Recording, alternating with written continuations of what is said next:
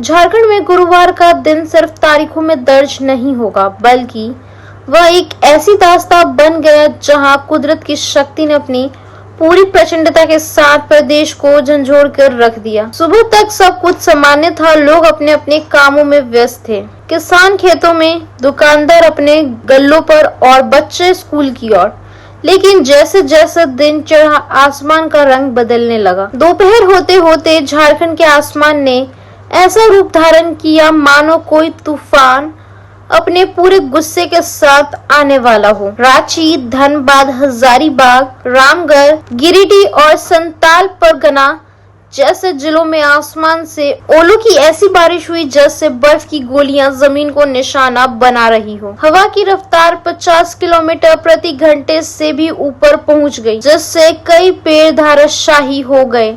सड़कों पर वाहनों की रफ्तार थम गई और लोगों को आश्रय की तलाश में भागते देखा गया। खेतों में खड़ी रबी की फसलें चंद मिनटों में बर्बादी की भेंट चढ़ गई। गेहूं, चना, मटर, सरसों और तमाम सब्जियां जैसे टमाटर, बैंगन, फूल गोभी, करेला, नेनुआ, सेब इन ओलों की मार से तबाह हो गई। और सबसे ज्यादा दुखद रहा उन किसानों के लिए जिन्होंने अपनी साल भर की मेहनत से फसलों को तैयार किया था और अब उन्हीं खेतों पर बर्फ की सफेद चादर बन चुकी थी।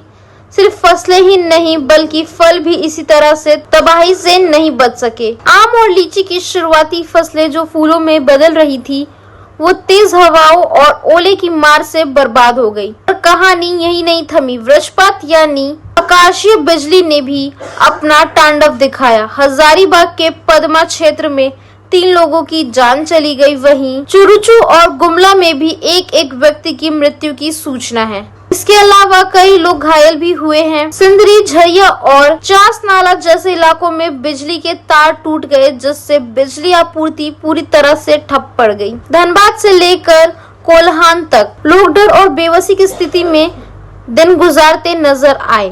तेज बारिश ने शहरों की सड़कों को तालाब में तब्दील कर दिया। रामगढ़ में 31.5 मिलीमीटर, मेदिनीनगर में 35.8 मिलीमीटर, गुमला में 14.0 मिलीमीटर और रांची में 7.6 मिलीमीटर बारिश दर्ज की गई। वहीं कोल्हान और पश्चिमी सिंहभूम में बारिश ने बिजली की आपूर्ति को भी चौपट कर दिया, जिससे गांव और कस्बों में अंधेरा छा गया। इन सब के बीच तापमान में जबरदस्त गिरावट देखने को मिली। रांची का अधिकतम तापमान सामान्य से 4 डिग्री नीचे गिरकर 31.2 डिग्री पर पहुंच गया। पूरे राज्य में अधिकतम तापमान में 4 से 8 डिग्री की गिरावट दर्ज की गई। उससे गर्मी से तो राहत मिली, लेकिन जिस कीमत पर यह राहत मिली है वो बेहद भारी थी। मौसम विभाग के अनुसार आने वाले 24 घंटे में भी हालात सामान्य नहीं होंगे। ओलावृष्टि, तेज हवा और वज्रपात की आशंका को देखते हुए ऑरेंज अलर्ट जारी किया गया है। शनिवार से मामूली सुधार की उम्मीद की जा रही है, लेकिन तब तक लोगों को सतर्क और तैयार रहना होगा।